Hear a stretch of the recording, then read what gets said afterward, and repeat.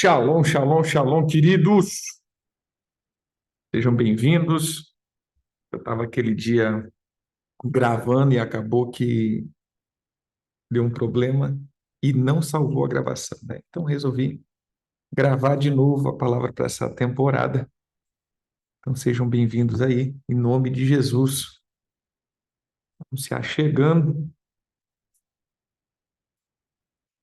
Shalom, da glória, né?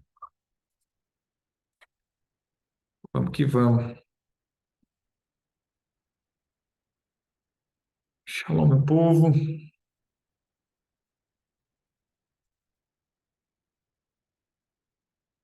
Shalom, shalom. Trazer essa palavra aí e deixar registrado, né?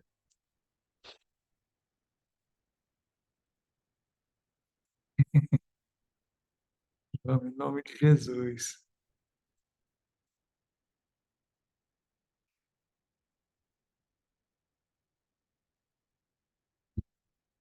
Povo, vamos lá então.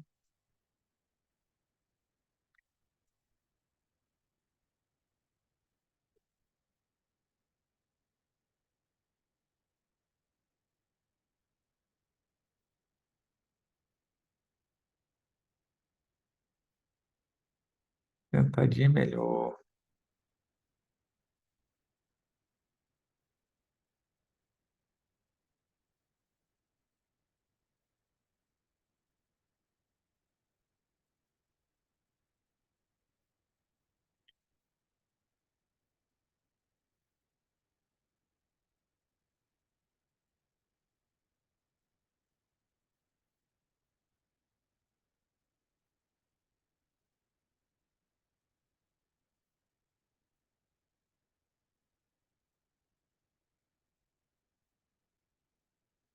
Vamos lá então, vamos estar orando. Pai, nós queremos pedir a tua graça, Espírito Santo, pedimos a tua revelação e que o coração dos teus filhos sejam tocados a cada palavra lançada, que entre como a espada que é afiada, pronta para exercer a circuncisão do coração, tirando tudo aquilo que não é teu, tudo aquilo que não compete a ti. Nós te agradecemos, pedimos a tua unção, a manifestação, e que hoje essa palavra possa ser resposta para a vida dos teus filhos. Invocamos a tua presença e pedimos a tua soberania, que o Senhor possa conduzir e limpar toda essa transmissão de todo espírito de confusão que troca as palavras, do mesmo jeito que está saindo, meu Pai, da minha boca, chegue nos ouvidos do teu filho, dos teus filhos, e que eles sejam edificados. Que a tua graça possa inundar cada um dos teus filhos e que eles venham ter vitória em nome de Jesus. Amém, amém e amém. Vamos lá? Primeiro, como eu estava falando aquele dia, né, a gente estava transmitindo e acabou que deu problema e não ficou gravado, né? Eu até pensei que ia ficar gravado e não ficou gravado. Então, por isso eu estou resolvendo ministrar de novo, agora com calma, sentadinho, dá para explanar um pouco mais. Então, veja só, eu quero hoje trazer essa palavra, trazer algumas direções acerca de. Naquele dia eu falei de três coisas, hoje eu acrescento mais uma, né? Então a gente vê a questão do inverno, lógico, no hemisfério norte, a questão da Hanukkah, que, que aconteceu, e a questão também da palavra do mês, e uma direção para 2024. Então, é esses quatro pontos que eu quero tocar aqui essa manhã com vocês. Então, primeiro, a gente vê a questão inverno. Estamos trocando uma estação. E é interessante que toda troca de estação também, ah, segundo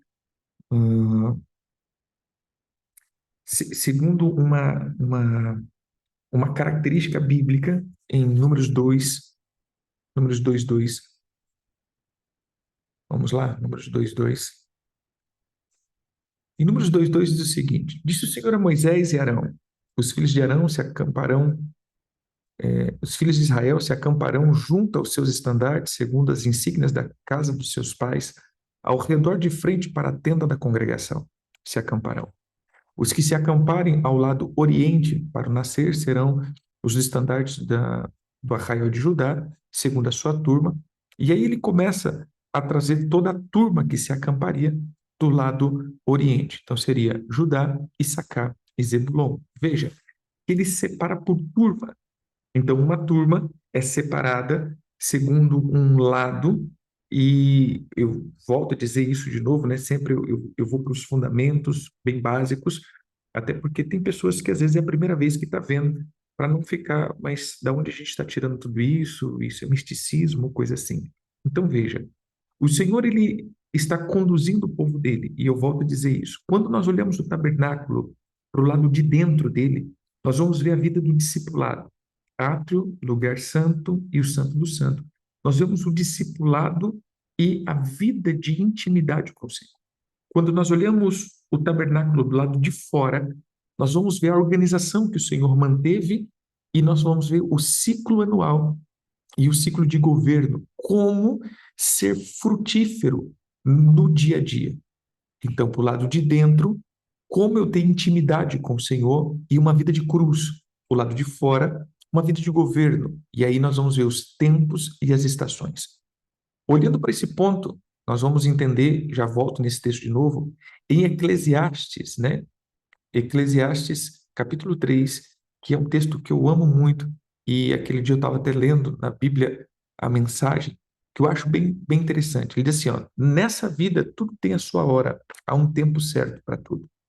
A hora de nascer e a hora de morrer, a hora de plantar, a hora de colher, a hora de matar, a hora de curar, a hora de destruir e a hora de construir, a hora de chorar, a hora de rir, a hora de lamentar, a hora de se alegrar, a hora de fazer amor e a hora de se abster, a hora de abraçar, a hora de se afastar, a hora de ganhar e a hora de contar as percas, a hora de segurar e a hora de largar, a hora de arrancar e a hora de consertar, a hora de calar e hora de falar, a hora de amar e hora de odiar, hora de iniciar a guerra e hora de fazer paz. Então veja só, irmãos, quando nós olhamos para essa palavra, nós vamos ver que é sempre o antagônico, ou seja, o oposto. Ele não diz hora de guerra e hora de ficar alerta. Não, não. É o antagônico. É hora de fazer guerra e o outro é hora de fazer paz. Uma é hora de matar, o outro é hora de curar, ou seja, é sempre o antagônico. Por quê? Porque o nosso dia a dia sempre vai ter isso. Sempre nós vamos viver os lados antagônicos. Vai ter um lado que nós vamos estar lá em cima, vai ter um lado que nós vamos estar em tribulações, vai ter um momento que nós vamos estar ganhando e vai ter um momento que vamos perder. Não, não, isso é inevitável, percas são inevitáveis. Mas, como eu coloquei aquele dia, eu coloco, veja que nessa versão ele diz assim: hora de ganhar e hora de contabilizar as percas. E o ciclo anual, ele é interessante isso. O que que eu vou ver? Eu vou ver se tudo que eu ganhei e tudo que eu perdi, na soma de tudo, teve crescimento. E essa é a vida de um cristão. Teve um momento que a gente perdeu, amém? Mas teve um momento que a gente ganhou. Mas as minhas ganhas, ela tem que sobressair as minhas percas. As minhas vitórias têm que sobressair as minhas derrotas. Meus momentos de alegria têm que sobressair os meus momentos de tribulação. Mas nós vamos ter sempre esses lados antagônicos. E há um momento certo para todas as coisas. Então, voltando para aquele texto de Números, você vai ver que ele diz dos lados, né? Então, leste, oeste, o sul e o norte. Então, nós vamos ver que quando ele posiciona, você vai ver que ele se posiciona em 12 tribos, essas 12 tribos posicionados em frações de 3 em 3, dando 4 grupos de 3 tribos. O que isso quer dizer? Isso representa muito bem o nosso ciclo anual. 12 meses dividido em dividido em três meses, né? Que são as 4 estações. Então, nós estamos entrando, segundo o calendário hebraico de Deus, no sentido de Êxodo, lembrando que o calendário tem 2 começos de ano, ou seja, existe como que se 2 calendários em Israel, o calendário civil, que é o calendário da criação, assim podemos dizer, e o calendário religioso, que começa em Êxodo capítulo 12, que o Senhor diz: agora comece por aqui o primeiro mês do ano. Esse será para vocês o primeiro mês do ano. Então a gente sempre vai seguir esse calendário, como nós podemos dizer, religioso ou espiritual. Então, nesse ponto, nós vamos ver que nós estamos entrando no 10º mês desse calendário e na última estação, a última estação, que é o inverno, é óbvio, no hemisfério norte. Olha que interessante, os 2 começos de ano, ele sempre vai começar nas 2 primaveras. O primeiro, o calendário civil, ele começa na primavera do hemisfério sul e o calendário religioso e espiritual começa na primavera do hemisfério norte. Mas, ou seja, todo começo sempre vai ter que começar pela primavera. Não existe começo que não seja na primavera. A primavera é o tempo dos recomeços, né? Segundo o ciclo natural de vida, primavera, verão, outono e inverno. E depois surge a primavera. Então, primavera, tempo de florir, verão, tempo de frutificar, outono, tempo de descansar e inverno, tempo de se purificar. Essa seria a expressão. Então, quando nós entramos no inverno, ou quando nós olhamos para a palavra inverno, as escrituras nos apontam algumas coisas acerca do inverno, né? Algumas menções que aparecem na palavra inverno.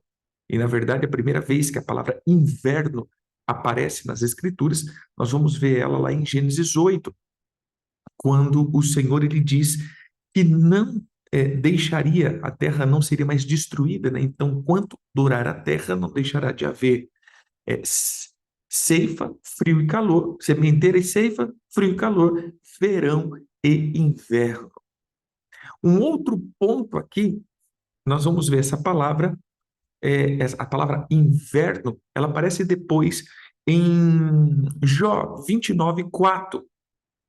Em Jó 29:4, ele diz assim: como fui nos dias do meu vigor, quando a amizade de Deus estava sobre a minha tenda. A palavra vigor aqui é a mesma palavra usada para inverno, porque a palavra inverno, ela tem um sentido de colheita também, ou ela vem de uma raiz hebraica de reprovar, escarnecer, blasfemar, arriscar, criticar, censurar. Então, a origem da palavra inverno, segundo a palavra hebraica, ela tem essa origem daquilo que se escarnece ou de uma reprovação. E você vai entender por quê. Porque no inverno, que é o tempo onde nós somos aprovados ou reprovados, o inverno, onde começa um tempo de muitas coisas profundas do nosso coração começa a ser chacoalhado. E nós vamos, na medida da palavra, trazendo isso daqui para vocês entenderem. Então, veja só, a outra vez que aparece essa palavra inverno, nós vamos ver então em, em Salmo 77:17, né? Fixaste os confins da terra, verão e inverno tu fizeste. Veja que ele sempre coloca como verão e inverno, ou seja, a colheita, que é o verão, e depois o inverno. Por quê? Porque é na colheita que eu guardo os produtos para o inverno. Ou seja, olhando para esse tempo, o inverno é o tempo que eu consumo aquilo que eu reservei no verão. Isso daqui está claro em Provérbios 24. Em Provérbios 24:4 diz: o preguiçoso não lavra por causa do inverno, pelo que na cega procura e nada encontra.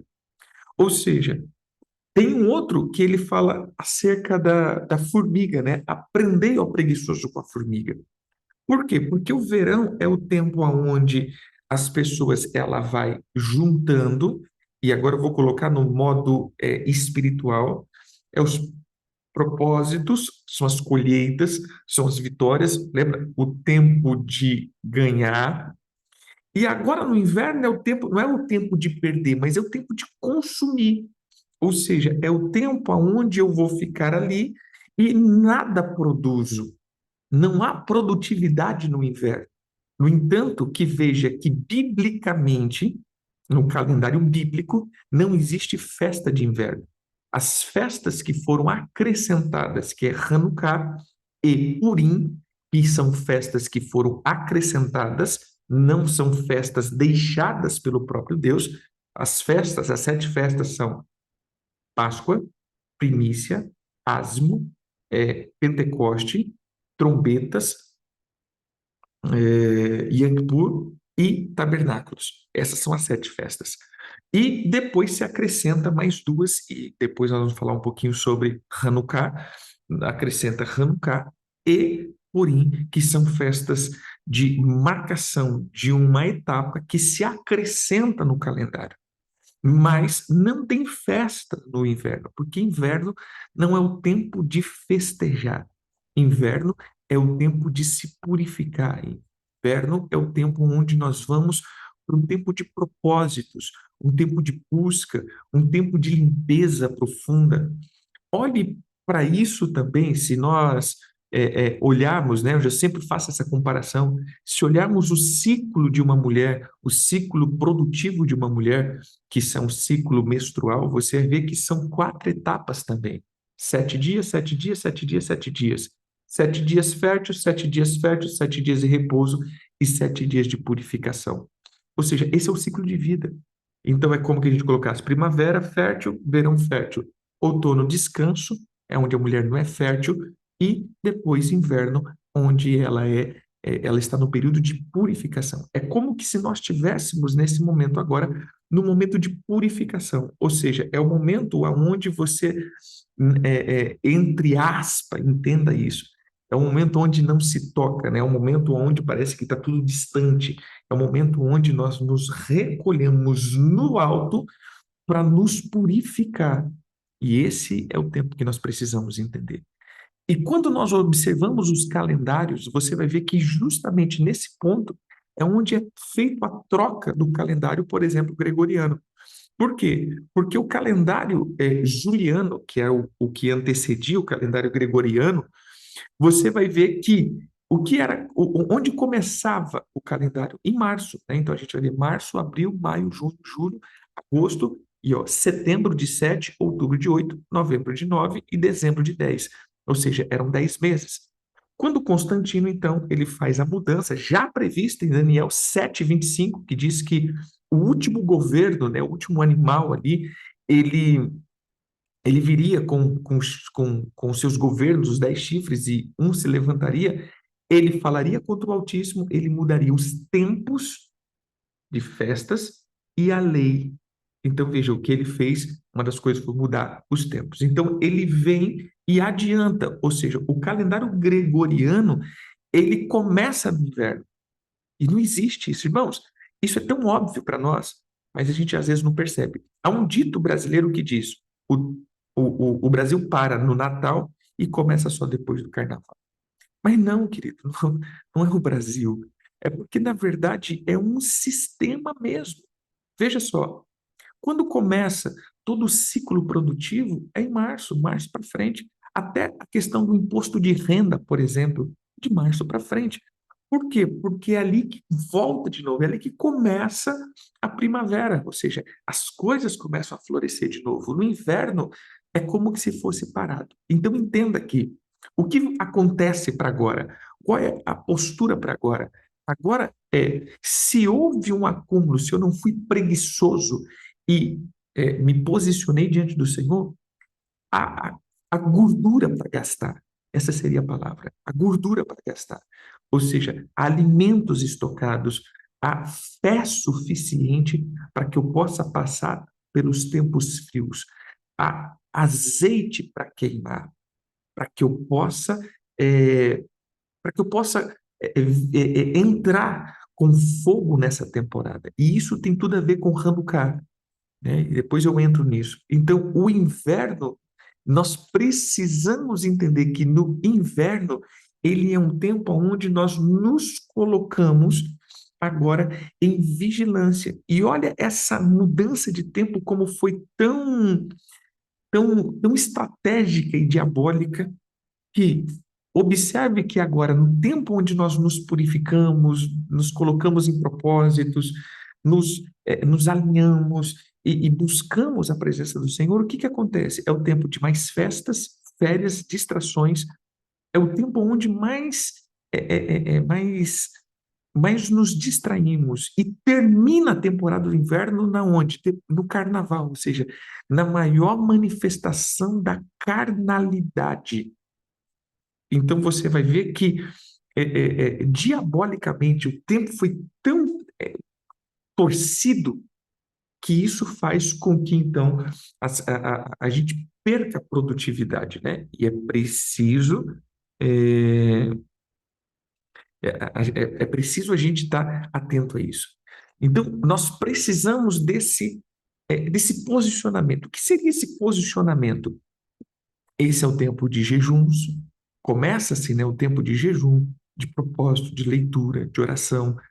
Ah, mas apóstolo, isso tem que ser todos os tempos. Sim, irmãos, mas tem tempos específicos, entenda, tempos específicos. Há tempo de plantar e há tempo de colher. E que tempo nós estamos vivendo? Lembre-se que se eu faço as coisas no tempo certo, é muito mais eficiente. Apóstolo, todos os tempos eu tenho que estar de jejum, todos os tempos eu tenho que estar em oração, todos os tempos eu tenho que estar vigilante. Sim, irmãos, mas veja aqui como nós perdemos muitas coisas. Veja, existe um tempo de jejuar, existe o tempo de jejuar, existe o tempo de jejuar e orar e jejuar. Mas você sabia que existe o tempo de comer, de se alegrar? Porque se nós não fazemos isso, e esse é o problema da nossa geração e da igreja, e principalmente para aqueles que trabalham com batalha espiritual, eles se envolvem tantos em jejuns, orações, jejuns, orações, que perdem a família, que perdem a alegria, que perdem tudo. Porque existe um tempo para fazer isso, mas existe um tempo onde você vai para a tua casa, existe um tempo onde você vai se alegrar, existe um tempo onde você vai descansar da guerra. A gente não vive 24 horas ou 12 meses nas estações de guerra. Existe um tempo que você tem que sair disso. Existe um tempo onde a tua alma precisa estar alegre. Isso é tão um dos mandamentos do Senhor. Existe até uns mandamentos, e um dos mandamentos do Senhor é que em determinado tempo, de tempo em tempo, né, de uma fração de tempo, que precisaria, as pessoas pegariam um recurso, e esses recursos que iam sendo somados, eles comeriam, e a Bíblia diz, se deleita, coma da gordura, coma do doce, né? Ele até coloca de bebidas, né? Não estou fazendo apologia à bebida, até porque eu também não tomo, não bebo nenhum tipo de bebida alcoólica, mas ele coloca nessa expressão, e eu entendo que essa expressão é a expressão de que alegra-te a tua alma. Por quê? Porque se você viver só no estado de luta, você não tem mais alegria no Senhor. Então, existe sim o tempo de jejum, oração, propósito, mas existe o tempo que você tem que ter prazer. A vida cristã, ela tem que ser prazerosa. Ela não pode ser um, é, um tédio, ou uma aflição, apesar que temos que ir para a cruz. Mas veja, a cruz é um ato e não uma vida de agonia. Então, há tempos e estações. Que estações que nós estamos vivendo? Propósitos agora, né? E por isso, quem acompanha a gente há tempo, quando começa janeiro, sabe que a gente começa os nossos propósitos, jejuns, orações, leitura da palavra, renúncias, né? Então, para janeiro, espere de novo, né? Cada dia um pouco mais. Esse ano parece que foi um pouco mais leve, né? Mas no ano que vem a gente vai entrar com os dois pés no peito, né?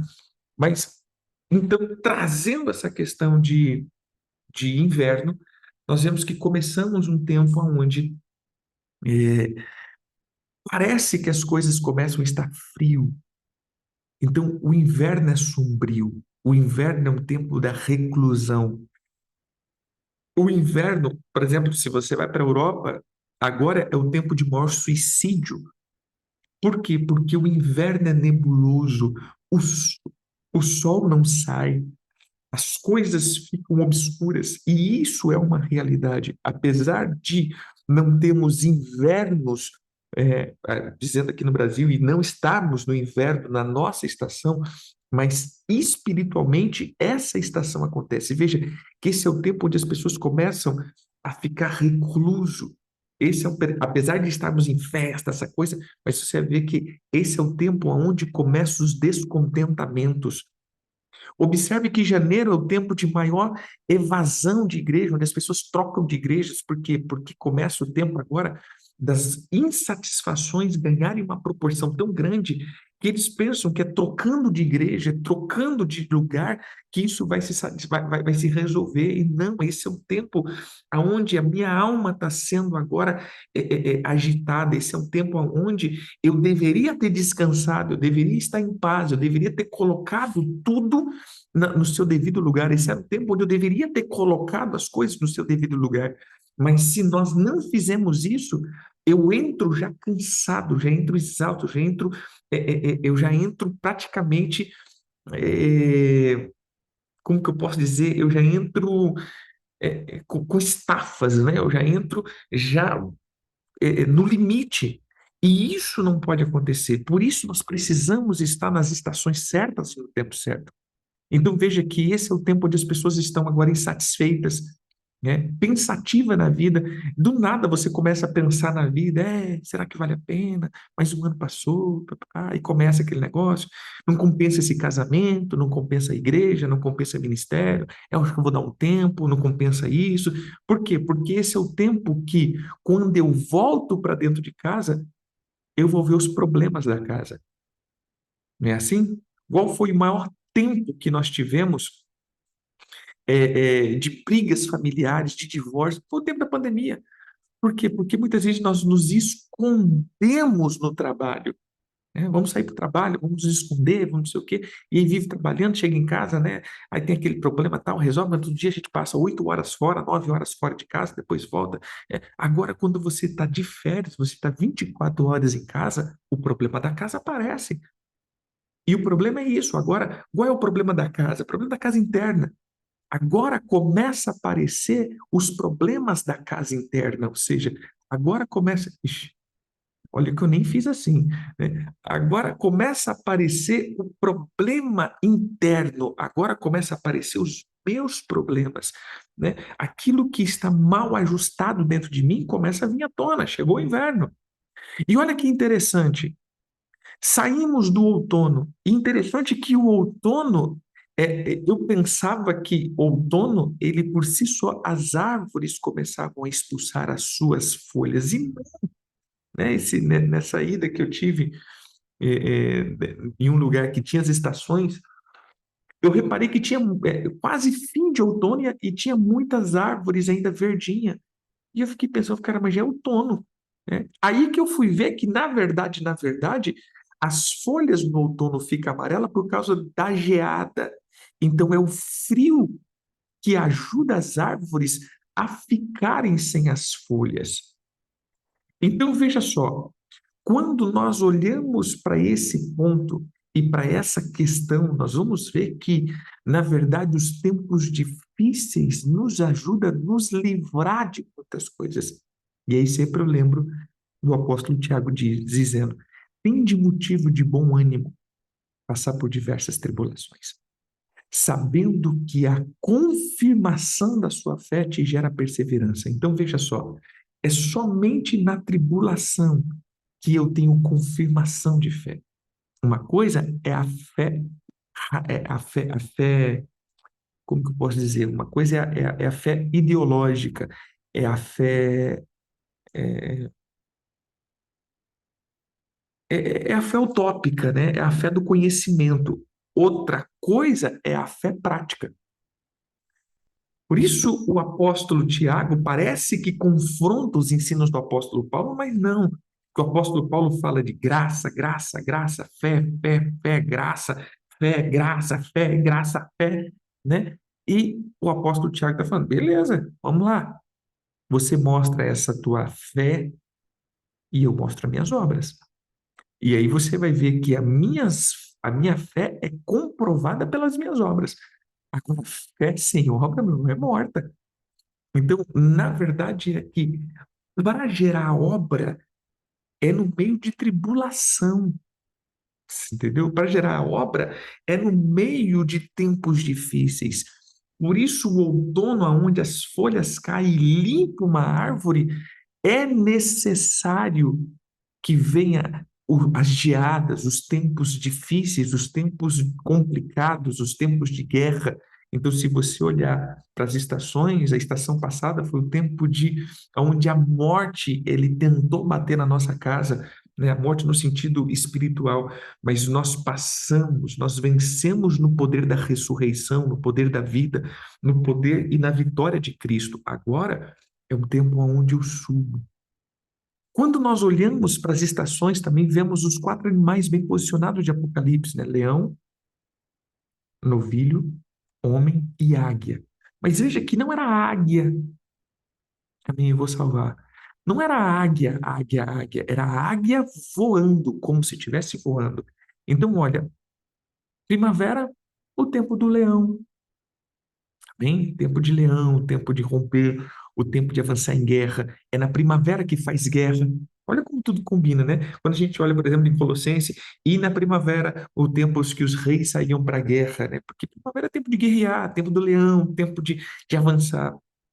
Ou verão, é o tempo do novilho, é o tempo de força, é o tempo de nós estarmos fortificados para colher os frutos. Não adianta frutificar se nós não vamos para o campo colher esses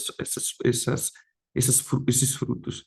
Outono é o tempo do homem, é o tempo do descansar, é o tempo de gozar de alegria daquilo que produzimos, é o tempo de festejar, é o tempo de estar de boa, né?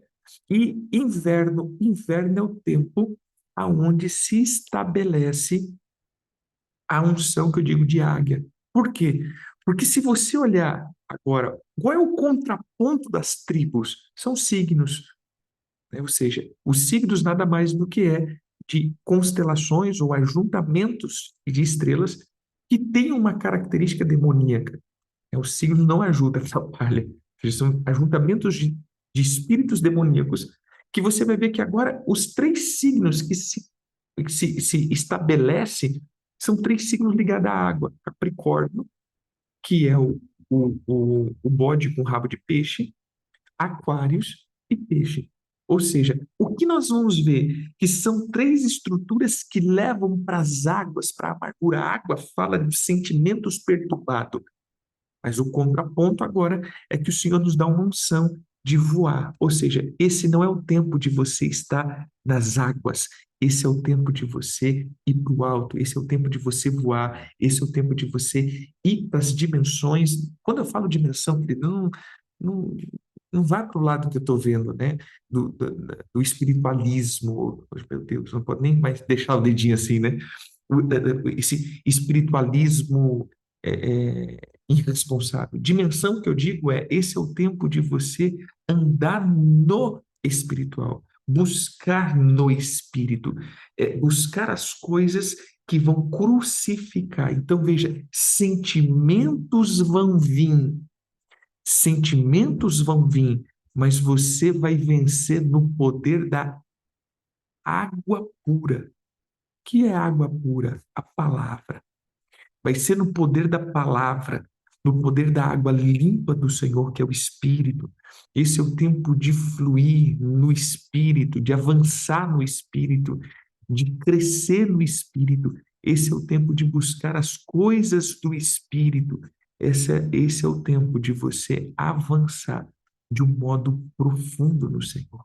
Amém? Então, nós precisamos, com urgência, nessa temporada, entrar em um modo, né? Ative o modo águia voando aí e vá buscar as coisas que vêm do alto. Eu quero profetizar, terminando esse primeiro, lembra que nós vamos dividir em quatro etapas. Essa primeira etapa eu quero declarar em nome de Jesus as águas amargas, as turbulências, a amargura, não, a raiz da amargura não estará na tua vida, mas o machado do Senhor está colocando agora nas raízes amargas e essas árvores serão cortadas na sua vida. Esse será um tempo que eu profetizo que você voará alto, você alcançará a vitória, você romperá em nome de Jesus. Amém, queridos? Segundo ponto, estamos em uma temporada, terminamos, né? Estamos aí no fim de uma festa chamada Hanukkah. E veja só, Hanukkah é uma festa, né, que foi acrescentada aí ao calendário pela vitória dos Macabeus. Eles lograram vitória. E houve então uma questão que eles marcam então uma temporada, trazendo essa questão da Hanukkah. Sabe, infelizmente, nós como igreja, nós somos 880, né? Ou seja, por um tempo, por causa da cultura romana, greco-romana, nós repudiávamos todo tipo de festas bíblicas, mas agora estamos judaizando a igreja. Então veja, nós não devemos copiar o que os judeus estão fazendo. É, eu não tão, a gente não tem que fazer o que os judeus fazem, nós temos que fazer o que as escrituras nos ordena. O que as escrituras nos ordena? O que as escrituras nos pede? O que as escrituras nos coloca? O que as escrituras nos manda? É isso que nós precisamos ver. Ah, mas os judeus, irmãos, desculpa, né? Não sou antissemitista, amo Israel. Mas uma coisa é o judaísmo, outra coisa é a visão hebraica da fé. É óbvio que os judeus ele tem, né, o entendimento daquilo que estão fazendo, mas em grande maioria, se nós falarmos de judaísmo, nós vamos ver que em sua grande maioria nós vamos expulsar Jesus do lugar dele. E eu falo isso com muito temor. Por quê? Porque quando você vai para toda a cultura rabínica, é óbvio que Jesus não vai estar no centro. Então, todas as vezes que nós tiramos Jesus do centro, é um perigão. Eu posso dizer assim, é um perigaço, né? Ou seja, eu vou até mais longe, é satanismo. E hoje muitos estão entrando nisso, né? Na Cabala, nesses ensinos, que é muito bonito, não fala de demônio.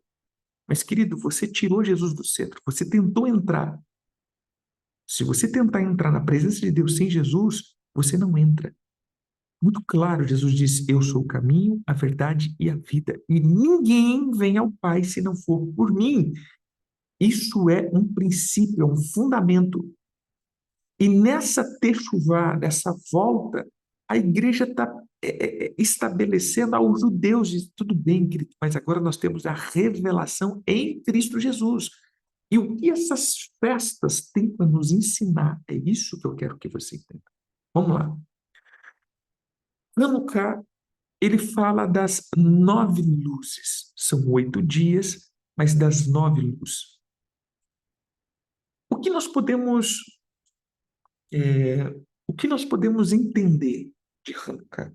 Qual é o contexto de Hanukkah?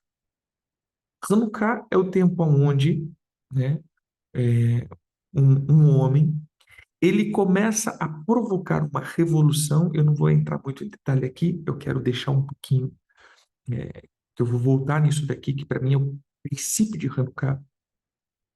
Ele deixa, então, ele promove uma revolução e ele volta a produzir o azeite, ou seja, a purificar o templo. Por isso você vai ver nas escrituras essa festa chamada festa da dedicação. Deixa eu pegar aqui para vocês. entenderem. Vai estar lá em João 10, verso 22. Né? Celebrava-se em Jerusalém a festa da dedicação. Era inverno. Hein? Então, a festa da consagração. Então, o que nós precisamos entender aqui? O que seria Hanukkah? Jesus estava ali e Jesus, veja só, eu só terminar o texto para que a gente entenda aqui, né? Jesus passeava no pórtico de Salomão, rodearam-se, pois, os judeus e interpelaram: até quando nos deixará a mente em suspenso? Se tu é o Cristo, dize-no francamente. Respondeu-lhe Jesus: já vos disse e não credes. As obras que eu faço em nome do meu Pai testificam meu respeito. Mas se vós não credes, porque não sois das minhas ovelhas. As minhas ovelhas ouvem a minha voz, eu as conheço e elas me seguem. Eu lhe dou a vida eterna, jamais perecerão, e ninguém o arrebatará das minhas mãos. Aquilo que o meu Pai me deu é maior do que tudo, e da mão do Pai ninguém pode arrebatar. Eu e o Pai somos um. Então veja, qual é a mensagem de Jesus em Hanukkah? Unidade com o Pai e a identidade que as ovelhas estão ouvindo ele e seguindo. Qual foi a pergunta em Hanukkah? O Senhor é o Messias ou não? Você vai deixar em suspenso? Ele diz: eu já falei, vocês que não acreditam. Eu já fui claro. E as minhas obras são claras. Então, segura aqui que a gente vai trabalhando aqui. Veja só, nós precisamos aqui, então, entender que Hanukkah, primeiro, é a festa aonde um homem ele se revolta com a imoralidade e a irreverência, e ele passa agora, é, ele passa, só fazer um negócio aqui,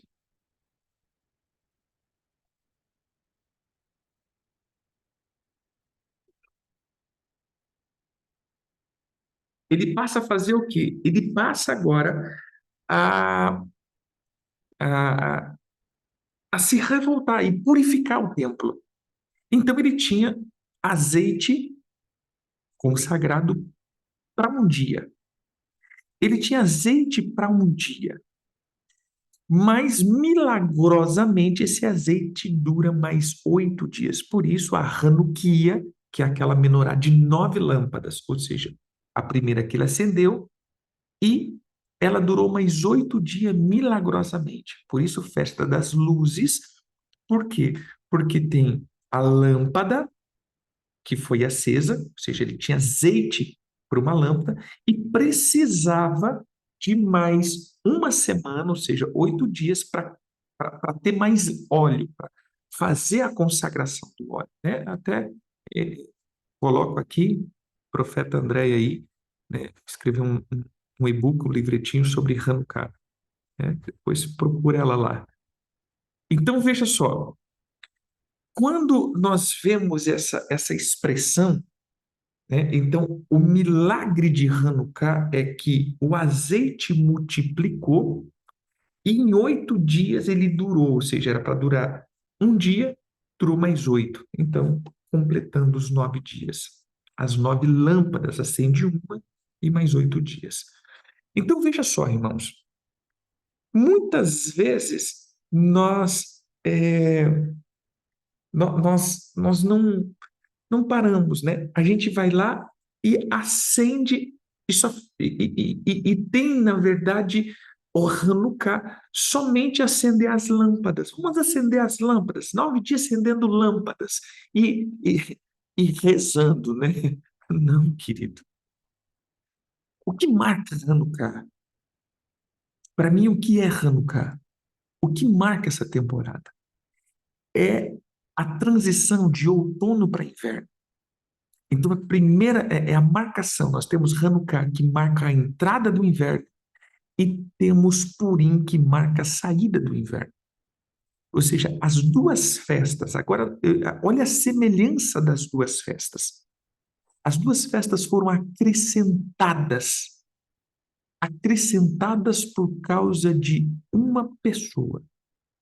Olha onde eu quero chegar aqui. Se você pegar as 7 festas, não tem nada a ver com uma pessoa. Mas Hanukkah e Purim tem a ver com uma pessoa. Hanukkah, né? Nós temos o Macabeu, conhecido como Macabeu, esqueci o nome do cara. Um era Judas, e tem mais dois, né, que depois continuou, mas esqueci o nome do primeiro, se puder me elucidar aí. Mas, e Purim nós temos Esther. Mas, na verdade, Esther só foi comandada por Mordecai, que foi a mente pensante, né? Matatias. Obrigado, profeta. Matatias. Então, nós começamos com Matatias, que fez a revolução, e depois nós temos Esther, ou Mordecai também. Ou seja, o que nós vemos a entrada e a saída do inverno, nós vemos posicionamento. Hanukkah não é o tempo de só ficar acendendo lampadinhas. Hanukkah é o tempo de posicionamento.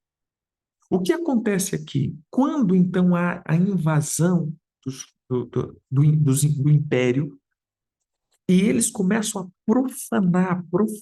profanar, e eles vêm trazendo a cultura grega, a cultura romana para o meio do povo. Eles pedem, então, a última profanação era sacrificar um porco dentro do templo. E Matatias diz não. E olha que interessante. O fato é que quando ele se posiciona, ele vai para a guerra. Você vai ver que tanto Esther quanto Matatias, eles foram para a guerra. Eles se posicionaram não em fé somente, eles se posicionaram em obras, em prática, em demonstração. E por isso que, exatamente nesse tempo, o que Jesus diz, as minhas obras são manifestas. Não é as minhas palavras. Jesus está em Hanukkah e diz: as minhas obras são manifestas. E se vocês não estão vendo as obras, eu não estou aqui trazendo somente um recado filosófico para vocês, um pensamento. Não, eu estou trazendo obras. Eu estou dizendo de fatos. O que eu fiz manifesta quem eu sou. O que eu estou dizendo aqui, nós estamos vivendo uma trágica expressão do cristianismo, um cristianismo filosófico, um cristianismo sem prática, um cristianismo sem demonstração. Não é demonstração de milagres, não, é demonstração de caráter e posicionamento. Um cristianismo onde nós não conseguimos mais identificar quem é profano e quem é santo. Um cristianismo onde não há mais separação. Por quê? Porque os profanos e os santos se misturaram. Nós não sabemos o que é sagrado e o que é profano, porque agora tudo se tornou sagrado. O profano se tornou sagrado. Os absurdos, a imoralidade se tornou sagrada. E tudo isso se misturou no meio do templo. E foi isso quando um homem, Matatias, diz: chega, chega. Eu não vou fazer isso. E ele começa a fazer e lutar contra. Não é ser um revoltado, mas ser alguém que vai estabelecer. Se não chega. Sabe, queridos, muitas vezes nós estamos esperando alguma coisa acontecer. Veja, Matatias e Esther não esperaram nada acontecer. Eles foram o que aconteceu. Esses dias, vendo uma questão política, né? Um cara falando, e isso me elucidou aquilo que eu já pensava, né? Veja só, ele dizia assim: sabe qual que é a diferença do rico e do pobre? O rico quando algo dá errado, ele assume a responsabilidade e ele sabe que aquilo que deu errado foi responsabilidade dele, porque ele não soube lidar com alguns processos e se equivocou em algumas atitudes. Então ele olha para dentro dele e vai tentar reparar esse erro para poder recuperar. E o pobre? O pobre, ele nunca está errado. O pobre nunca vai olhar para dentro dele, ver os erros dele. Na verdade, ele sempre vai culpar os outros de tudo aquilo que aconteceu. Eu estou assim por causa do governo, eu estou assim por causa da família, eu estou assim por causa de não sei quem, eu estou assim. Ou seja, ele nunca é culpado de nada, ele nunca olha para dentro dele para ver o que aconteceu e as escolhas erradas. Não, é sempre os outros é culpado. E é exatamente a crise que nós estamos vivendo. É exatamente. Ou seja, irmãos, a gente está sempre esperando a igreja perfeita, a gente está sempre esperando, e eu tenho lutado contra isso, apesar de ser o cara da internet, né? Eu sempre falo isso para os irmãos, eu não tenho uma igreja virtual. Eu até pensei, né, em uma temporada, falei, não, eu não tenho igreja virtual. Eu tenho uma rede, tenho um, um grupo de discipulado, mas eu não tenho uma igreja virtual. Por quê? Porque eu entendi que muitas pessoas estão buscando a igreja perfeita.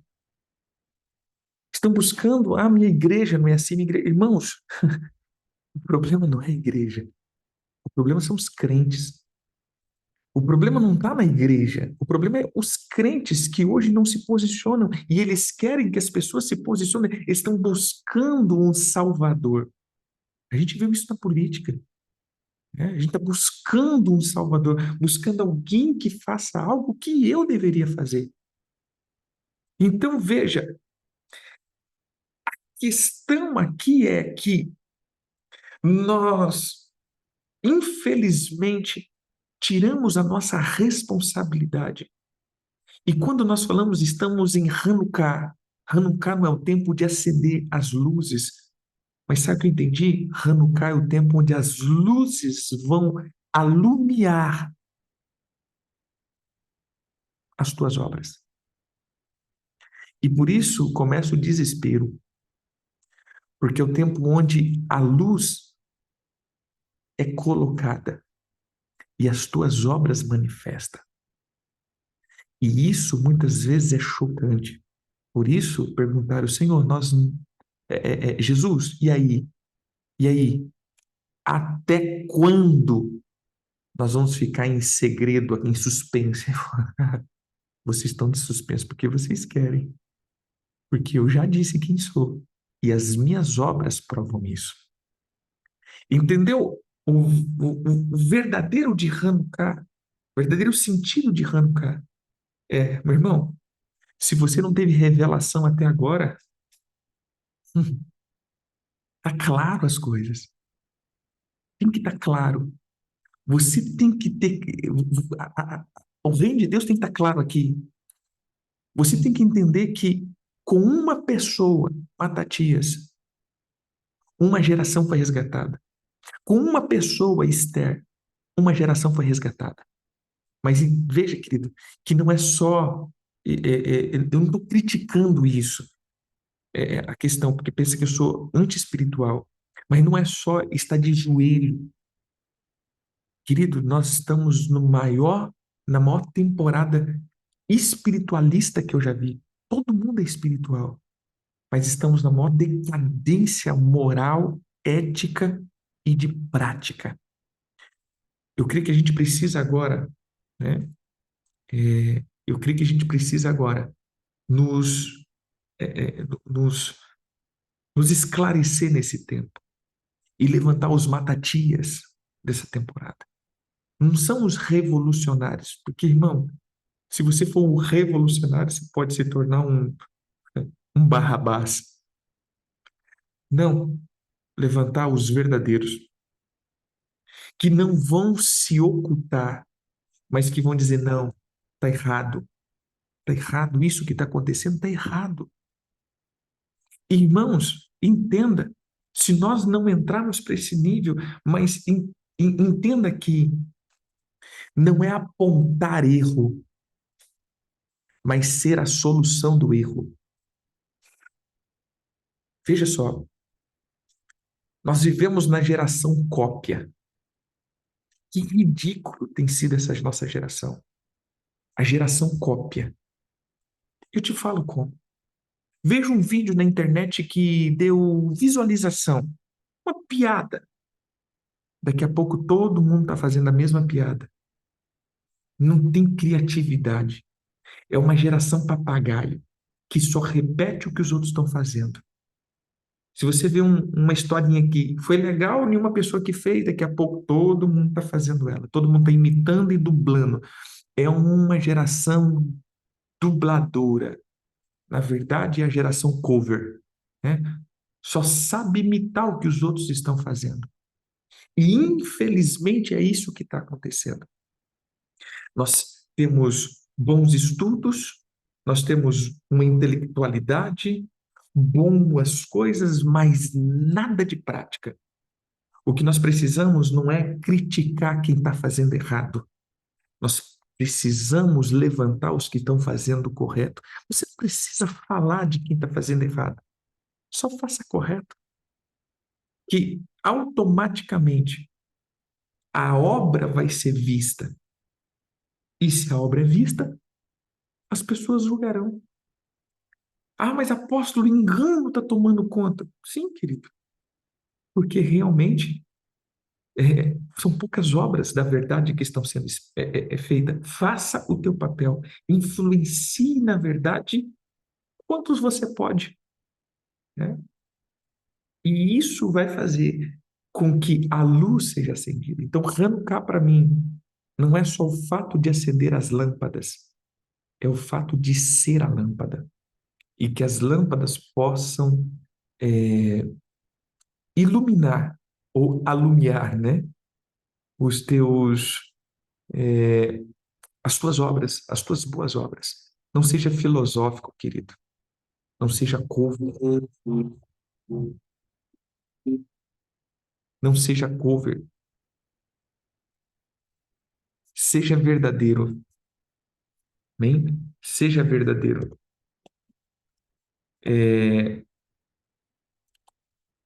então, quando a gente precisar para essa temporada, na verdade, nós precisamos para essa temporada, nós necessitamos para essa temporada, nós queremos para essa temporada, nós necessitamos estar atento nessa temporada. Nós precisamos que se levante os próximos Matatias, né? Nós precisamos, é, nessa, nessa temporada aqui, as próximas Esther. Então, para mim, isso é Hanukkah. Termino aqui, é, em nome de Jesus, é, declarando que o Senhor levantará aqueles que vão expressar a luz da verdade, aqueles que vão ser os agentes de transformação dessas próximas temporadas. Amém? Que o Senhor te levante, que o Senhor te traga isso em nome de Jesus. Próxima etapa, a palavra do mês, né? Pois bem, em que mês nós estamos? Nós entramos no 10º mês, né? 10º mês no calendário, no calendário espiritual, assim dizendo. Nós entramos aí nesse 10º, né? Essa, essa temporada. E o que isso nos traz, né? Onde a gente pode, o que a Bíblia nos mostra acerca deles, né? Então vamos meditar um pouquinho nisso, amém? É, vamos lá, deixa eu só pegar na Bíblia.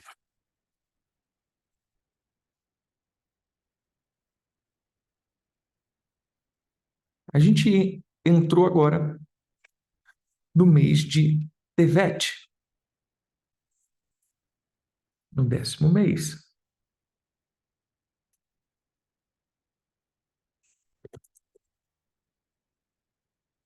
Deixa eu só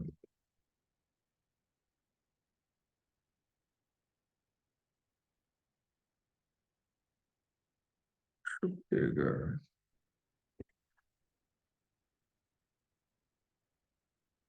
Veja só,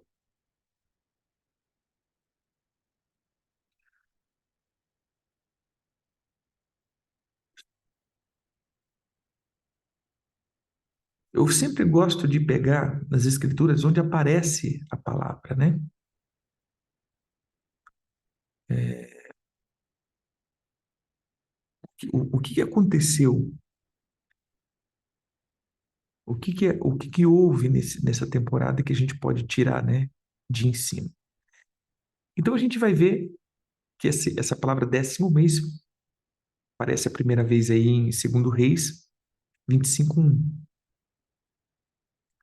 Sucedeu que no ano do reinado de Zedequias, ao 10 dias do 10º mês, Nabucodonosor, rei da Babilônia, veio contra Jerusalém, ele e todo o seu exército, e se acamparam contra ela.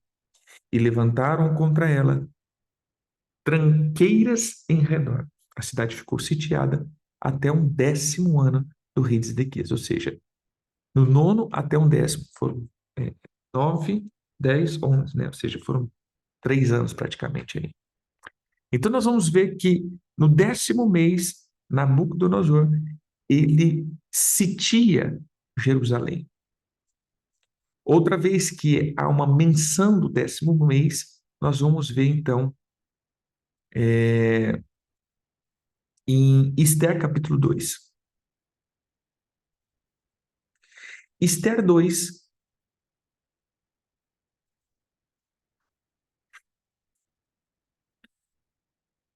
Esther 2 começa a contar a questão de Esther, que ela é feito rainha, né? Então tem toda aquela questão toda, e, e no verso 16 ele diz assim: assim foi levada Esther ao rei Assuero, à casa real, no 10º mês, que é o mês de Tevete, no 7º ano do seu reinado.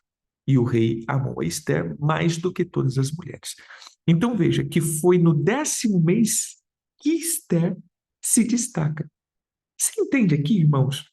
Como a gente acabou de falar de Hanukkah, foi no 10º mês aonde a luz é colocada sobre Esther, ou seja, é no 10º mês aonde há um destaque, é um 10º mês aonde há um cerco ou um destaque. É o 10º mês onde a luz do Senhor brilha, mostrando as nossas obras. No caso, em Reis, pela má obra, é destruído. E, no caso de Esther, pela boa obra, ela é promovida. E veja que aqui, então, ele fala do nome, né? Tebete, no caso aqui traduzido, né? Que significa bondade. Ou seja, esse é o mês onde o Senhor manifesta a sua bondade. Eu quero profetizar isso, né? Em nome de Jesus, a bondade do Senhor estará sobre ti. Pois bem, veja, lembra que eu disse que essa é uma temporada aonde é, aonde os propósitos começam? Essa é uma temporada onde há propósitos se estabelecendo. E desde a semana passada o Senhor tem falado ao meu coração acerca disso. E me preocupou. Na verdade, confesso que eu nunca tinha parado para analisar dessa forma acerca dos propósitos. Veja só, meu irmão. Todo propósito, todo propósito, ele, ele promove algo. Todo propósito que é estabelecido, ele é estabelecido e ele convoca os céus como testemunho daquilo que você está fazendo para uma mudança. Veja só, se você coloca um propósito, você está convidando o céu para participar contigo de um tempo de mudança. Todo propósito, ele é uma mudança. Por exemplo, eu fiz um propósito contra a avareza. Vou fazer um propósito aqui, um jejum, para quebrar a avareza da minha vida. Então você está jejuando, é uma questão espiritual, você vai fazer um propósito. Então você chama os céus para ser testemunha que você entendeu que você é avarento, e por você entender que você é avarento, você está agora num propósito. Terminou o propósito, você não mudou de vida e você não olhou os teus erros, ou seja, esse propósito agora passa a ser contra você, porque você chamou os céus para ver e chegou ali, você terminou o propósito e nada mudou, você continuou avarento. Ou seja, é como que se esse propósito ou ele destrói algo na sua vida ou ele calcifica algo na sua vida. E é isso que eu tenho me preocupado. É uma temporada de muito propósito. As pessoas estão se tornando, é propósito de propósito, mas estão se tornando pior a cada dia. Entra propósito. Quando eu vejo, irmãos, pessoas fazendo propósito contra o orgulho, mas é o tempo que mais briga com os outros, o tempo que mais discute, o tempo que se torna mais chato, o tempo que se torna mais arrogante, o tempo que se torna mais. E aí, está fazendo um propósito contra o orgulho. Peraí, como um propósito contra o orgulho se você ainda está dando aula para Leviatã? Ou seja, isso vai se calcificando a um propósito contra a soberba, a propósito contra a ganância, a propósito contra a violência, a propósito contra a ira, mas você vai fazendo, né, como propósito contra Jezabel.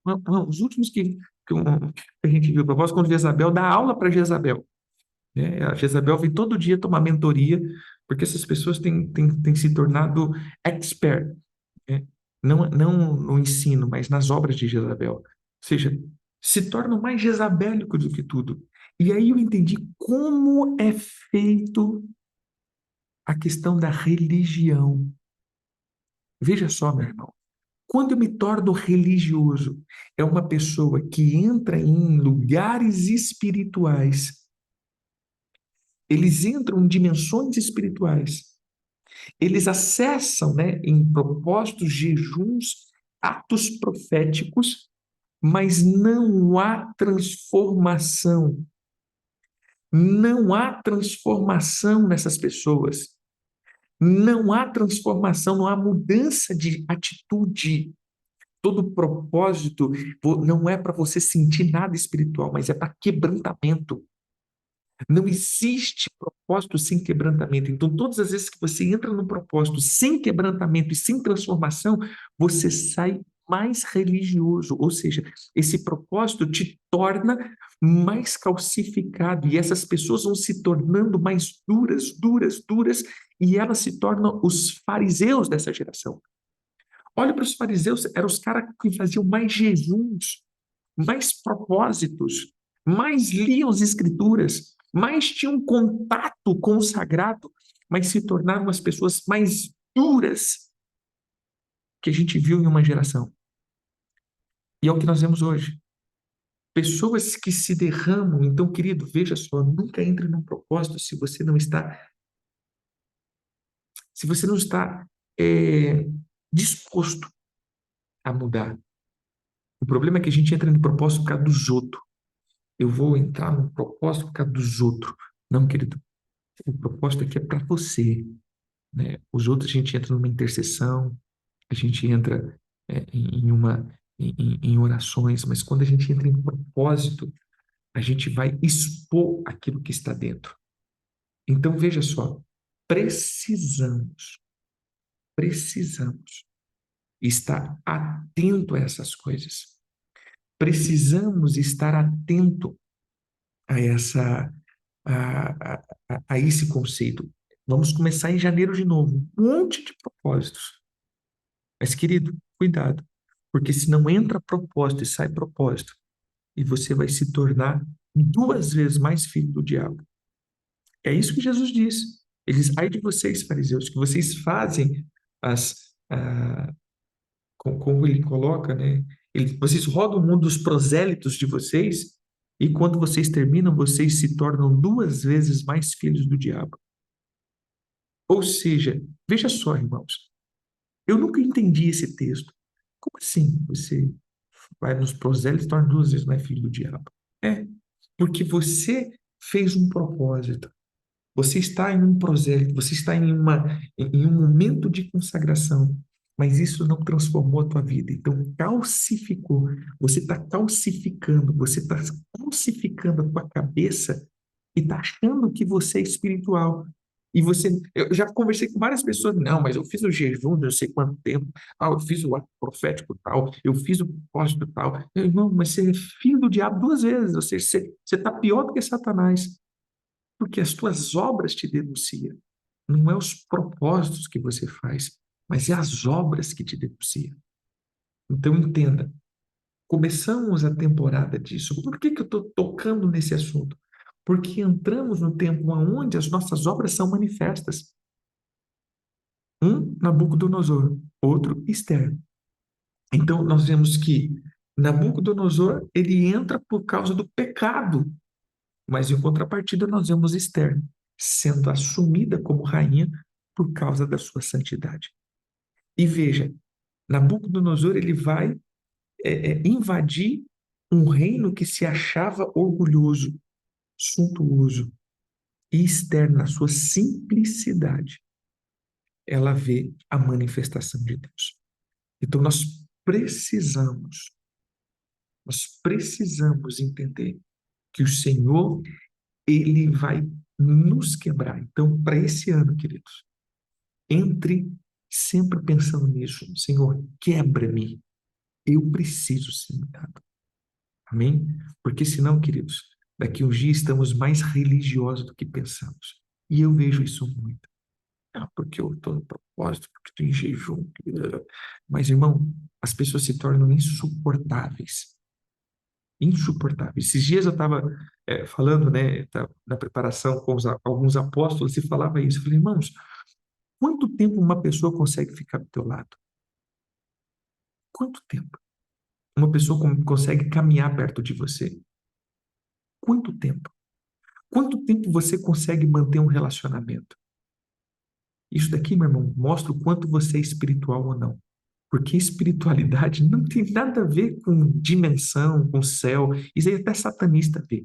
Espiritualidade está na condição de você ser maduro e expressar a natureza de Cristo e conseguir permanecer perto de pessoas.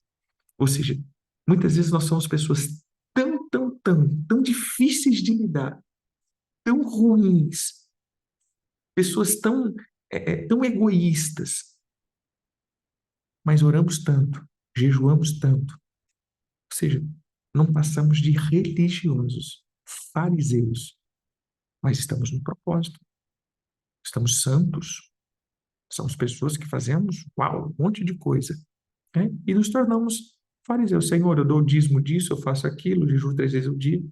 É isso que nós nos tornamos. Bem? Então, que o Senhor eh, possa quebrar e quebrantar o teu coração para essa temporada. No 10º mês, nós vemos então a tribo de Dan, né? A tribo de Dan como a expressão aí dessa característica, né? A tribo de Dan. Então veja só, quem era Dan? Qual é o contexto de Dan, né?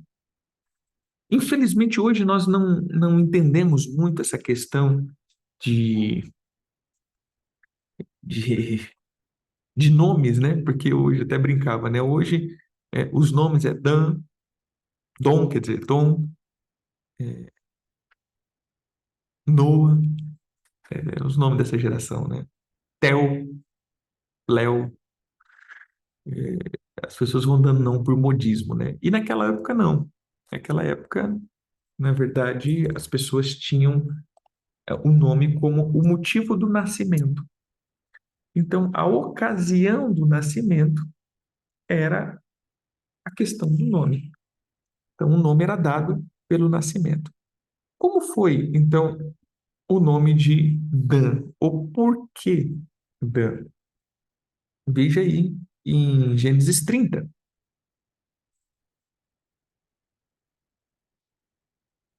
Gênesis 30, verso 6. Então disse Raquel: Deus me julgou e também me ouviu a voz e me deu um filho, portanto lhe chamou Dan. Então a palavra Dan significa um juiz. Ou seja, era o primeiro filho, era o quinto filho de Jacó e o primeiro filho de Bila, que era a serva de Raquel. Lembrando o contexto, sim, vai ficar salvo. Lembrando o contexto que Raquel, a esposa de Jacó que ele amava, né, naquele caso que ele trabalha, aí ele assume também Lia, que era a irmã mais velha, e houve aquela disputa porque Lia estava sendo fértil, e Raquel não. Então Raquel ela dá Bila, a sua serva, para que Jacó fizesse filhos nela. Então havia uma luta, uma rixa, uma briga. E quando ela dá o primeiro filho, ela grita: Deus me julgou. Então veja só aqui, queridos, Deus me julgou. Era uma briga de irmãos. Aqui a gente começa o primeiro erro da história, né? Uma briga de irmãos. Deus me julgou. Então a gente vê, né, essa questão do falso julgamento ou do juízo próprio. Mais uma vez eu entro nessa condição dos propósitos, por quê? Porque todo estado de juízo ele é estabelecido por causa dos meus conceitos. Todo estado de juízo, ele é determinado pelos meus valores e conceitos. E por isso o juízo, ele é perigoso. Aí eu não posso julgar. Não, eu posso, querido. Mas depende com que valor de julgamento você está tendo. E aí que é o perigo. Julgar eu posso, mas depende do meu valor. Então veja, eu vou colocar aqui, entre eu e você, existe a Bíblia. E a Bíblia é o livro de juízo, assim dizendo, ou o livro da justiça.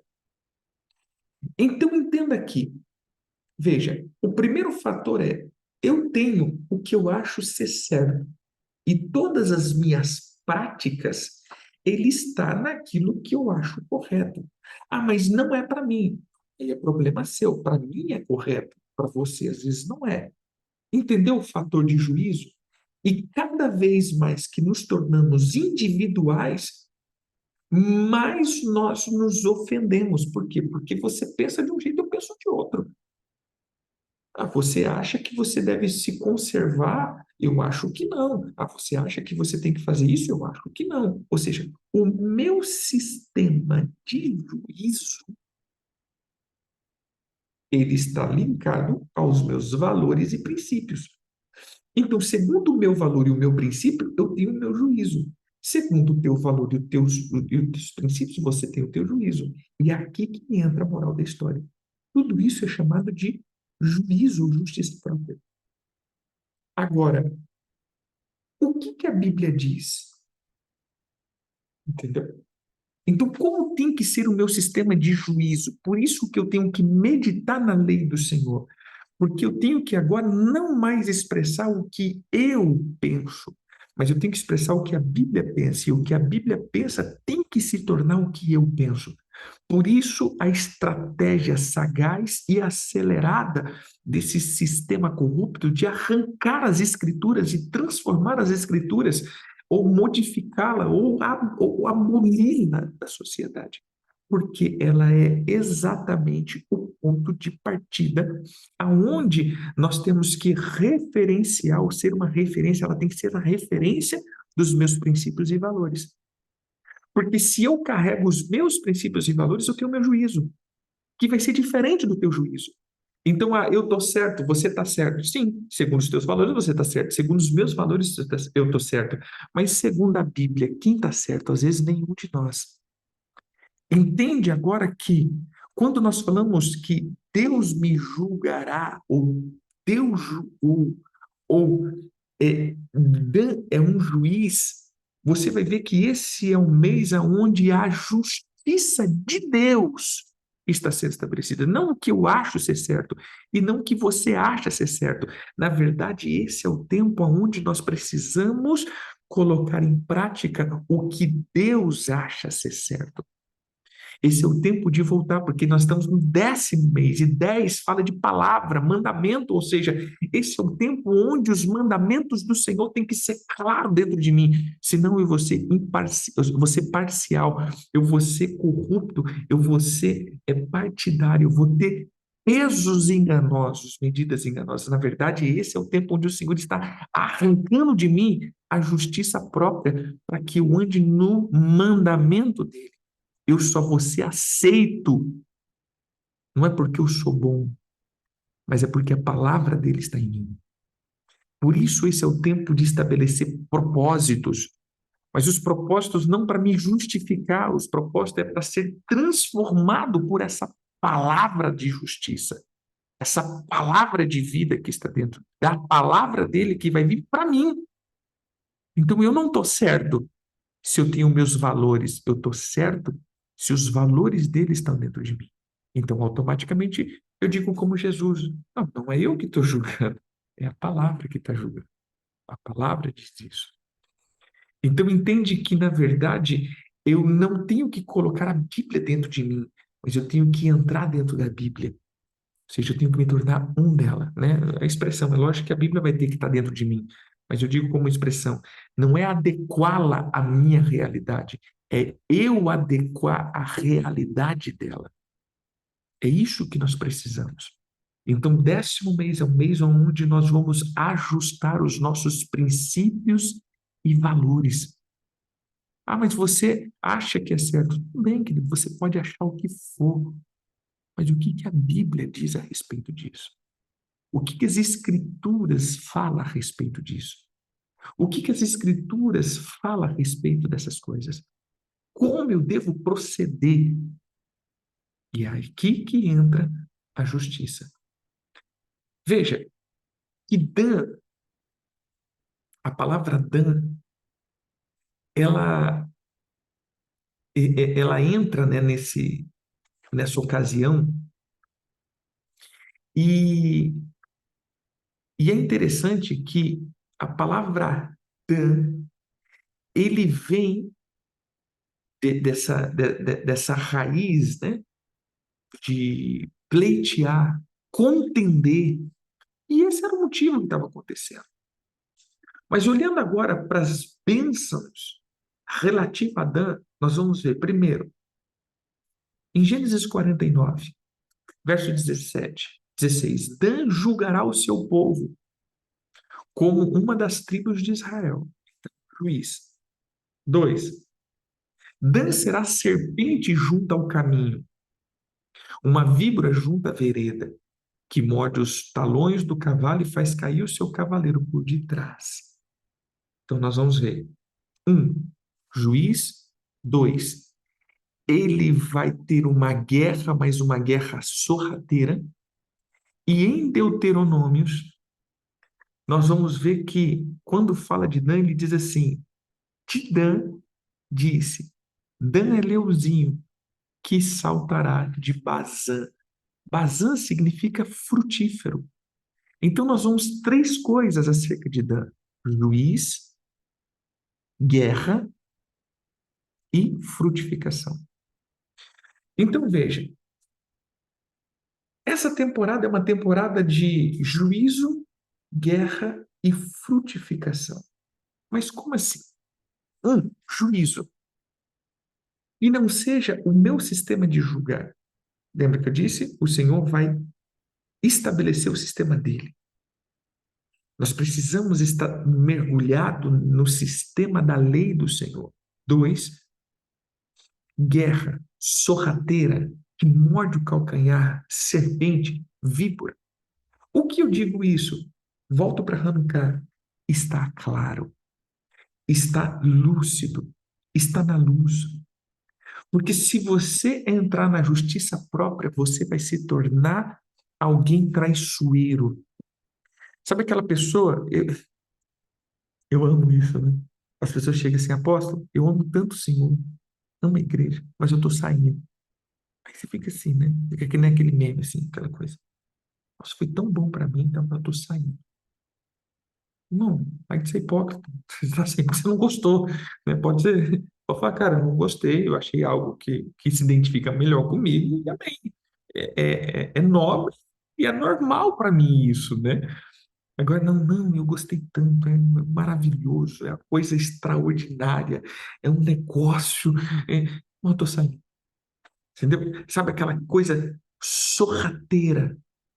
Na verdade, a gente precisa entender que nós temos que deixar essas obras ocultas da serpente, essas coisas sorrateiras de sempre estar agindo por detrás. E é isso que acontece agora. As pessoas vão agindo por detrás e simplesmente chega e ó, tchau, né? Ou dá o bote, ou simplesmente prejudica o outro, porque ele vai fazendo sorrateiramente. Ele não mostra o que ele está fazendo, ele faz as coisas na oculta. Isso, querido, é porque a pessoa não foi transformada. Irmãos, não seja sorrateiro. Não seja sorrateiro. Seja uma pessoa nas claras. Olha, tá assim, assim, assim, assim, assim, assado. Eu sinto isso, isso, isso, eu não gosto disso, disso, disso.